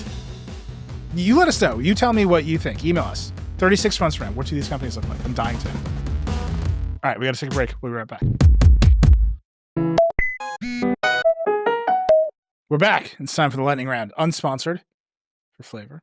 We've gotten some t-shirt designs. I'm pretty excited about them. Today, I had a meeting with a platform executive, and he asked me some business questions. And I was like, I don't know. I talked to our publisher, Alan. She's very smart. And he was like, you don't get involved in your business? And I was like, no, what I sell is our ethics policy. And he goes, oh, that's very royal. And there was a real interaction I had. And I was like, it is very royal. That's what we sell here. Because it's like high and mighty. That's what he meant. Not like of the royals. I was like, I No, don't he think didn't so. mean that like me and Meghan Markle have anything in common. He meant that you sound like a pompous jerk. And I was like, I am in fact very, very precious about the fact that you can't pay me to say anything. Unless time you for our sponsor new- the lightning round, in which case, let's talk. It's time for our new segment in the lightning round: Nilay versus Meghan Markle. Who wore it best? It's time to get some clicks on YouTube, my friends. Let's do it. We're going straight into celebrity coverage. All the latest in celebrity defamation. I don't know anything about that. She does have a podcast, I think. So technically she is our enemy now. So Did she win the Webby for best technology That's what I'm podcast? She saying. did not, Duchess. yeah. All right. I don't. Her Megan, you're fine. USB-C takes were just, they're out of left field, did not make any sense. I know. The people weren't buying it. But I think the audience knows. I think Suits is a horrible show. All right. We have to stop talking about Meghan Markle. Ooh. All right. David, is it time? It's time. It is time once again for the 2026 Webby winning podcast within a podcast. We're going to win so hard we create a category just so we can win it. Brendan Carr is a dummy. Nilay, what do you got? Brendan had a quiet week. He did. He had a quiet week. He went to a satellite company in Texas with Ted Cruz and said he was bringing American innovation back in a way that required him to say Ted Cruz is like cool and smart. Again, I think Brendan's a dummy, so he got hoodwinked by Ted Cruz and having to say Ted Cruz is cool and smart. So that happened. The really interesting things that happened with Brendan this week amount to who he will talk to and who he will not talk to. Okay. The thesis of the Trump administration this time around is, what if corruption was cool? Right? You can see it all over the place. Like, what if Mark Zuckerberg gives Trump $1 million? Is that enough to settle a lawsuit? The answer is no. So we're going to find out if it's $2 million. Like, there's just a lot of what if corruption was cool happening in this administration. So the first one is just so funny. Who is Brendan meeting with? Well, he's meeting with his old boss, Ajit Pai, who is in the White House and at the FCC this week in his new role as president of the CTIA, which is the wireless industry's #1 lobbying group. And they're posting selfies together. So here's the head of the FCC posting selfies with his old boss, who is now the top lobbyist for the wireless companies that Brendan regulates. Just openly corrupt. Like, it's just like hilariously corrupt, right? Like, these guys are supposed to be on opposite sides of the fence. And there's always a weirdness, right, with the regulator and the companies they regulate, because the regulator wants the companies to be successful. We all want the wireless companies to like have good networks and charge reasonable rates and all this stuff. And you're like, no, that's a G-Pi. Like he's the one who was like, you know what we should do? We should create Dish Network. Like, it doesn't make any sense at all. Like, none of this makes any sense. Like, what if we went from having lots of competitors to 3 and then a fake network that ran something called Open RAN that doesn't work? Every day, the CEO of Verizon wakes up thinking about Dish Network. Like, it's just a fake. It's a totally fake situation. But he's in the office, Ajit Pai, taking selfies together. You know who he's not meeting with? David Ellison, who wants to buy Paramount and CBS. Reporting in Puck this week, Brendan, who has threatened CBS, Trump has threatened CBS over 60 Minutes, news distortion, all the censorship he wants to do, saying, I want to have investigations into CBS and how it works. Well, the potential acquirer of Paramount and CBS, David Ellison, whose father is Larry Ellison, notable Trump donor, can't get Brendan on the phone. Interesting. That's a weird one because, I mean, the other news this week was Bill Owens, the executive producer of 60 Minutes, quit basically because he was like, I have become a corporate problem, and because of all the like journalistic shenanigans of the parent company, he was like, I can't be here anymore. And all of this is being done in this incredibly crappy, shady, anti-journalistic way so that Brendan Carr will take David Ellison's phone calls. That's the whole point of all of this, is we are going to write giant settlement checks so that they let the deal go through. Yep. And it's just not happening. What if corruption worked, right? And the answer is the check isn't big enough. The capitulation hasn't been big enough. There's Bill Owens, a 60 Minutes producer, said, I can't produce the show in an independent way anymore. I've got to go. The corporate pressure on the news division is too high, and it's still not enough. And so the thesis is, and this is in the Puck article, we'll put it in the show notes, is legally, this is all bad. These are clear violations of the First Amendment. for the FCC to say we'll launch an investigation in 60 minutes, for Donald Trump to say last week, I think Brendan Carr should pull CBS's broadcast license because they didn't like the coverage. You take that to court, you're going to win, right? That's just violations of the First Amendment straightforwardly. News distortion does not mean I don't like it. Like there's a real standard there. There's a jurisprudence. These cases aren't brought very often because they're incredibly hard for the government to win for good reason, because the First Amendment exists. But they have no intention of winning it. They have every intention of getting a check and an apology. What they want is power. So you don't take the call and you make the person do more and more stuff to bend to your will to get what you want. And this is the thesis now. He will meet with Ajit Pai in his office, take selfies together to give the wireless companies more spectrum because they spend a lot of money on lobbying. But he won't meet with David Ellison, whose deal he's blocking on totally specious grounds, so that CBS will put even more pressure on its news division. That is just censorship stuff. That is just Brendan trying to shift what is acceptable public debate in his role as a government regulator of speech. As always, this is a disaster for the First Amendment, for American civil liberties. And you can see at some point, the rich people who want to buy CBS, who own the networks, should start fighting back. Because when they are fighting back in other parts of the government, when Harvard fights back against the Trump administration, they start to cave. But no one's really pushed back on Brendan yet, at least from the industry. But the thing that's starting to happen that I think is fascinating is the other commissioners of the FCC, former commissioners of the FCC, are starting to push back very loudly. So Ana Gomez, who is a Democratic commissioner of the FCC, is going on tour. I think she's starting today as we record. She's going on tour to protect the First Amendment. It's called the First Amendment Tour. What a cool thing to say, by the way. I'm going on tour to protect the First Amendment. The tour is called the First Amendment Tour to challenge government censorship and control. So she announced it today. She's having events all over the country. She says the FCC is being weaponized under Brendan Carr to attack freedom of speech in the media and telecommunications sector instead of focusing on its core mission, connecting the public, protecting consumers, and supporting competition. I feel like we can't say clearly enough that is from another FCC commissioner. From another FCC commissioner, his colleague. Weird. They go to the same office. They park their cars next to each other, and she's like, "Hey, you're a weird threat to America." I mean, they actively work together closely. Yeah, it's unclear under normal circumstances. It's unclear. Look, the FCC. I've covered the FCC for a long time. Until Brendan got there, this was never a bunch of fire breathers. It's a bunch of gray suit government lawyers being like, "We need to allocate the spectrum efficiently." Like that's. And now they're like a censorship machine. And you can see it took a while for everyone else to be like, oh, this is really bad. They had to shake off the character they were supposed to play and adopt these new characters. Ana Gomez, silencing dissenting voices is not a show of strength. It's a sign of fear. We must continue to speak out against the growing campaign of censorship and control before this dangerous new normal becomes the status quo. That's her talking about nominally her boss. Yeah. Weird. Yeah. But good. This is like if you ever discover the podcast I have where I just say mean things about you the whole time. That's like that. Then I think you will see some signs of fear, David. Crazy, right? Like this is happening in the government right now. The sitting commissioners of the FCC, who might be illegally fired by Trump. He's already illegally fired commissioners at the Federal Trade Commission. He's threatened to illegally fire Powell at the Fed. She's speaking out. Good for her. She's welcome. If you want to on tour, you want to stop with us in Decoder, we'd love to have you, Commissioner Gomez. Former Commissioner Tom Wheeler is out with a piece in Lawfare this week saying Brendan Carr is moving to break foundational principles of American government and democracy. I've met Tom Wheeler. Tom Wheeler has been on Verge shows before. Go back and just look at a picture of Tom Wheeler.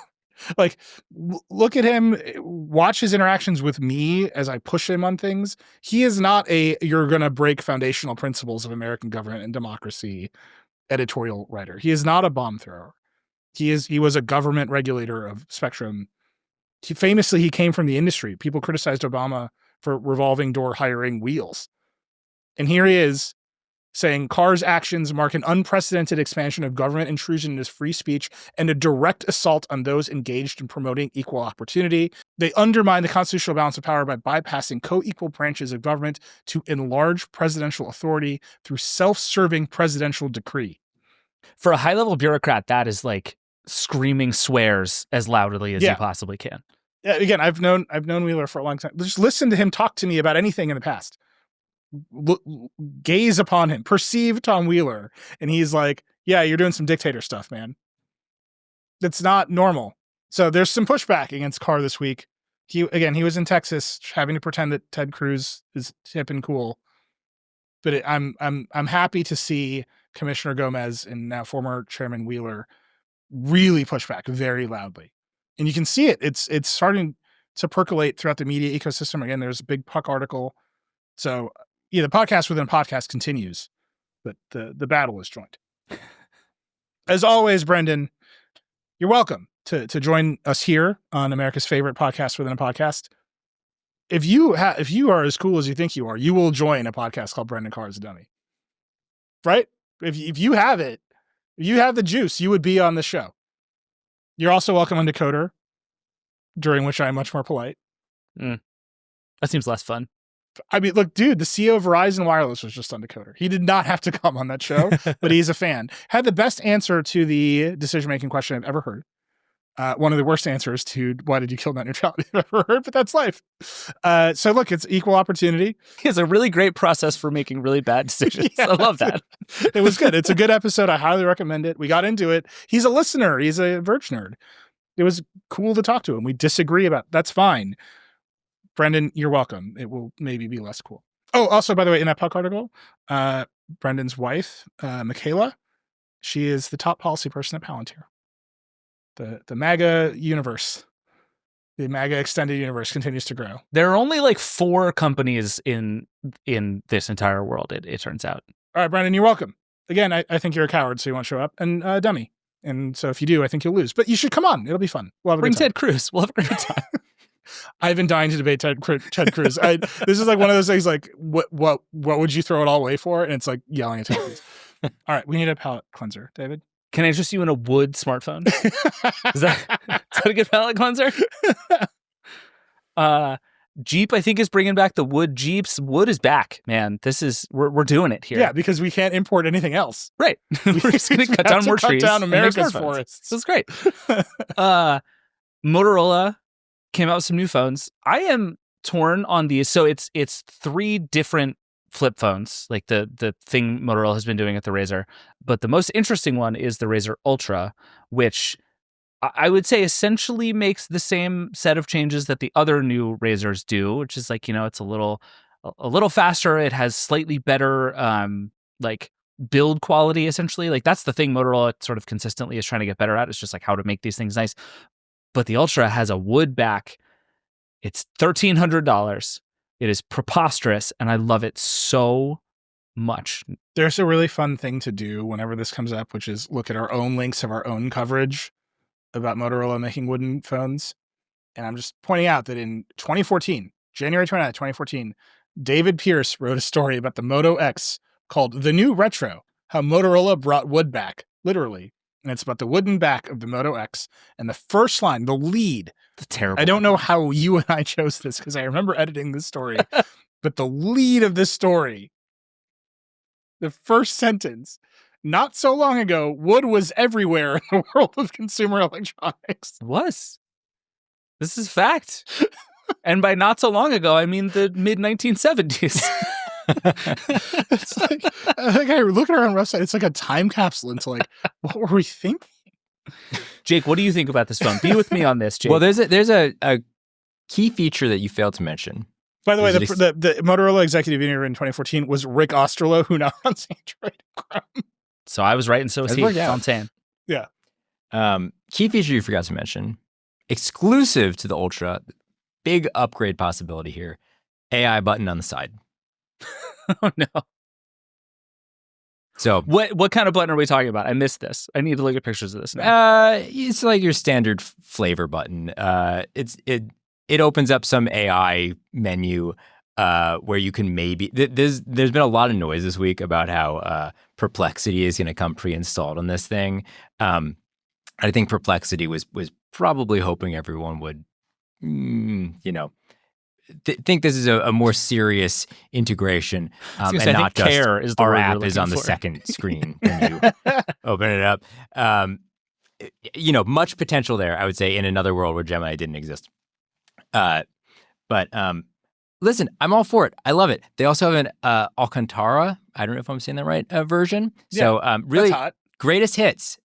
Surface Line gave that up. We're due for some fun phone textures. I feel like the Razr line in its way is sort of all about throwback stuff. This is fun. It's cool. I love it. It's unfortunate that it is exclusive to the Ultra version, which is the most expensive version. And I think you're stuck with, the plain old options on the like standard model that I think most people probably go for. But even the standard ones, I will say, they're doing a fun sort of two-tone color thing where the bottom half is one color and the top half is another color. It's just nice, right? Like we're in this moment where like the best you can hope for is like a gentle blue on your smartphone. I bought my phone just to get the blue, and this is what excitement looks like in smartphones now. And like genuinely kudos to Motorola for continuing to go with the only thing it ever did that anyone cares about, which is the Razr. Like, truly, I mean that sincerely. And like, also, apparently, wooden phones, which you cared about a lot in 2014. Listen, this story is very long. The Moto X was sick. There's two things, and this just combines them. That's exactly Can I right. continue to read you quotes from Rick Osterloh to David Pierce from the story from 2014? Sure. The X phone team started to show the wooden models to focus groups, and the response was overwhelming. Quote, people were immediately like, whoa, that's different from anything I've seen before. People couldn't believe that it was actually real. That's a bad quote. That's my bad. I should have cut that one out. Wait, and then he goes on to say, there's no supply chain for wood, Osterloh says. There's your headline. Wood is typically used for furniture and stuff. It's a totally different group of people from the people we normally do business with. Wood is typically used for furniture and stuff. That's the insight you come to the Verge for. That's like it was a long time ago. We didn't really know what we were doing yet. Rick rolled David Pierce in particular with, here's how hard it was to make a wooden phone. All I'm saying is 11 years later, we're back at it. So they must have been onto something. Finding wood that won't warp, splinter, or crack is hard. I think that was a pull quote, actually. Is this one wood or is it bamboo as well? The Moto X was bamboo, I believe. Allison, who wrote about this and saw it, her piece calls it a wood grain back panel. Oh boy, it's like a sticker. Don't know what to make of it. Yeah, it's either like a sticker or it's like wood in the way that IKEA furniture is wood. It's like it does make me slightly nervous. But all of this is like there's some interesting like, material stuff going on, but it just looks great. And there's something to these things just being more than a giant slab of glass that I think should be explored a lot more than it has been recently. Yeah. And once we break up every single company, many more companies will be able to build a wood supply chain. Perfect. I want to end with a big think. YouTube turned 20 this week. We ran a piece about the first videos on YouTube. Famously, it was like My Day at the Zoo or whatever it's called.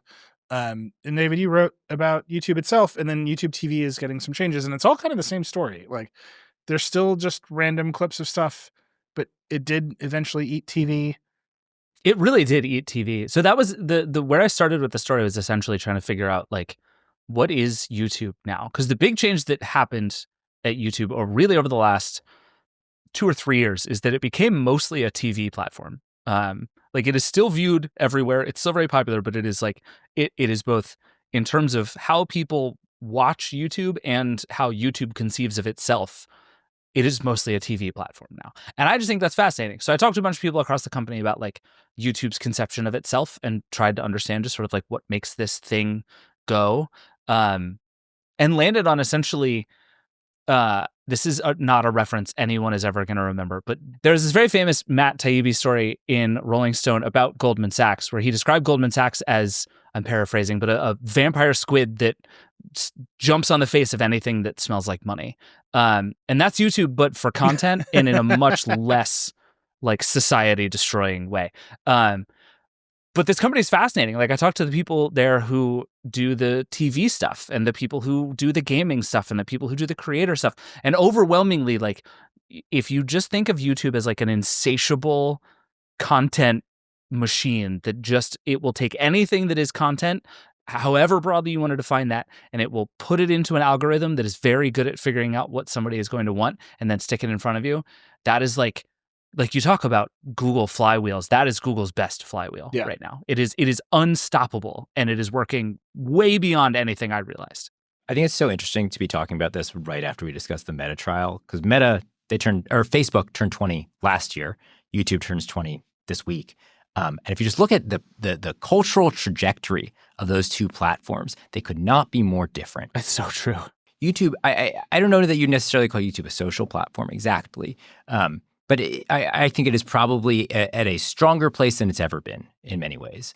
And Facebook, you just could not say the same thing by any stretch. And I couldn't tell you exactly why, but maybe this is because they have looked at it much more as a platform for other people's content, and they've just embraced that rather than, I think, trying to do all those different social plays. I kind of disagree in like a very small way, not a big way, Jake. I think you've got the shape of it right.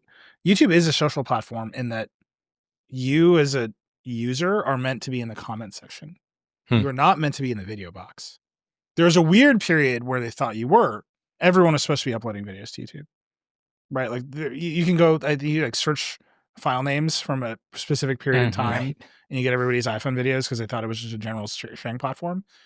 That's gone. They pivoted out of that really fast, right? They invented the YouTube creator.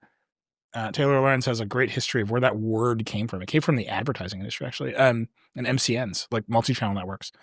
They invented the YouTube creator, who is this like semi-professional and now very professional, dominant culture maker that's not regular people. Regular people are doing social stuff on YouTube, right? They're hitting like, they're trying to get T-Series above PewDiePie. Like that's all happening. Like it's very interactive and social, but it's not in the main box. The main box is like for pros now, or people who want to be pros. Whereas Instagram is still just everything all at once. And I think that's the thing that keeps getting Meta into trouble. They have never built the thing that lets you, like my daughter just like discovered that YouTuber is a job, and now I have to stop that from happening. Oh no, I'm really sorry. Right, but like Instagram creator is like not really a job. TikToker is a job. Like it's just Meta is in this weird space where it never delineated all of those things.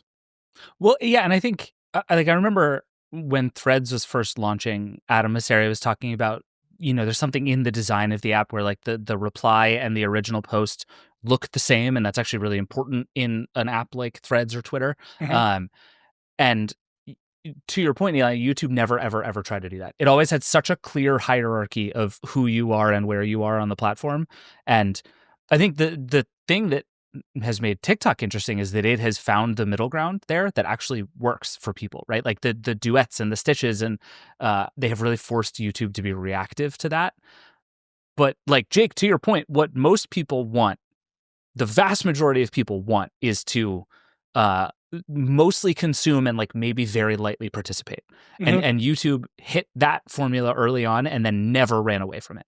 Yeah. And like even at times when it looked like it maybe should have, when like Facebook was ascendant and all of a sudden it was like, oh, we need to make this more interactive and do different kinds of feeds and all this stuff, YouTube just like kept being YouTube, and like history just proved it right over and over and over again. And it's funny because the content got to move up, right? The product always had that delineation, and the stuff in the video box got more and more and more premium, and now it's eating TV. Yeah. And I think it's just fascinating. It's also why I think Google should break itself up before the government shows up and distracts that whole company away from whatever YouTube is or is becoming, because I think YouTube looks more like Google's future than anything. And I think Google kind of knows it too, but it's just tied to this mess. Yeah, no, I would agree with that. I think there's a strong case to be made, and people make this case. You see it from analysts and stuff every once in a while, that YouTube is a substantially more valuable business alone than it is inside of Google. Huh. I wonder if one of the most fascinating things about Google, and other people have made this point for years now, is that no one pays attention to it as a platform. Everyone is constantly paying attention to like TikTok's moderation rules. Everyone is constantly paying attention to Threads or X or whatever's moderation rules. We all pay a lot of attention to Mark Zuckerberg and how he feels about racism today. Surprisingly more open to it than the day before, because his company is on trial. And what if corruption was good? Who knows? No one talks about YouTube moderation. It just doesn't come up. We sometimes talk about YouTube radicalization, all the stuff, but the day-to-day YouTube stuff Even though creators there, my joke is that a creator gets their wings when they make their first video about how they're mad at YouTube. Yeah. No one talks about it. And I think that is part of the benefit of being part of Google. You just can't yell at YouTube. Like, that's Google. Yeah. I also think it's a big platform that feels big in a way that like TikTok is a really big platform that feels small, right? And so I think it's very funny talking to people about their TikTok feeds because you slowly discover over the course of a conversation that, oh, my TikTok and your TikTok have nothing to do with each other. But we both sort of open the app and use it in the same way. So I feel like I'm getting some kind of universal experience. YouTube is it just feels giant in a way that I feel like no one thinks they understand YouTube, which really works to YouTube's benefit. I think people engage with YouTube very differently too, right? For Facebook, for Instagram, even absolutely for TikTok, you go specifically to those apps. YouTube comes to you. Yeah. That's not true for everybody, right? You still open it up on your TV, you still open it up on the website and browse, but you're going to find videos embedded. You're going to be sent a link, right? When was the last time somebody sent you a link to a piece of content on Facebook?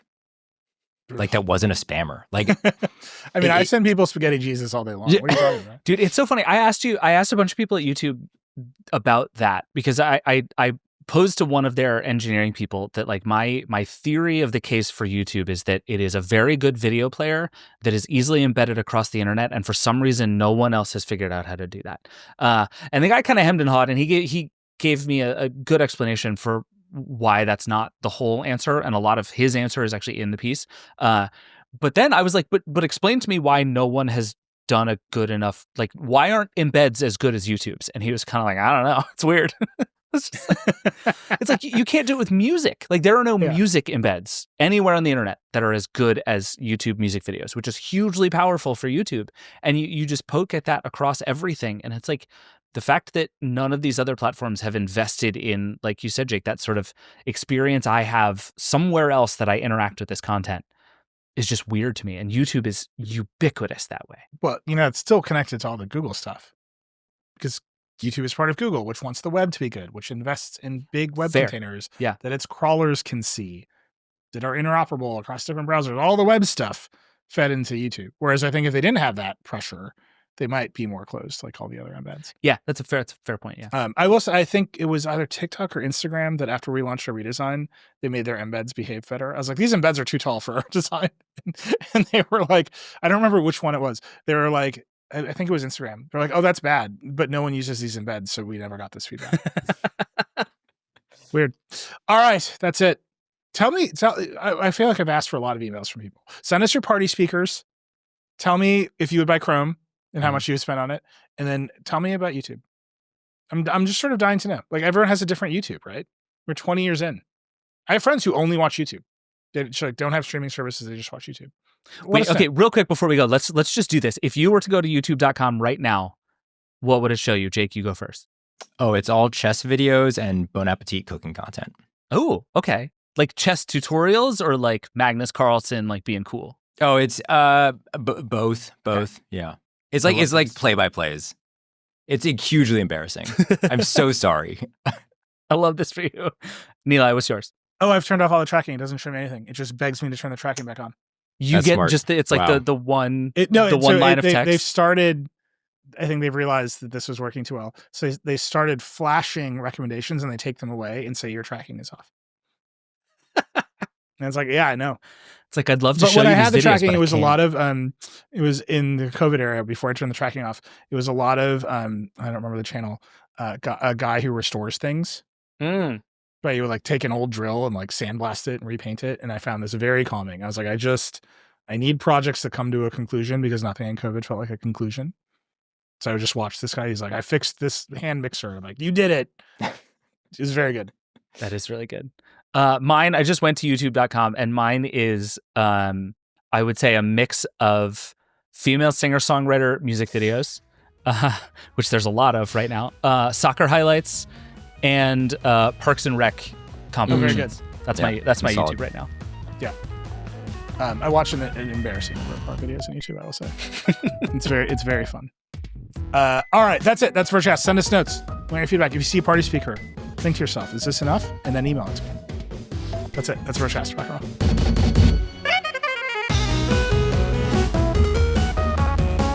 And that's it for the Vergecast this week.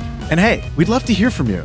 Give us a call at 866-VERGE-11. The Vergecast is a production of The Verge and the Vox Media Podcast Network. Our show is produced by Will Poor, Eric Gomez, and Brandon Kiefer. And that's it. We'll see you next week.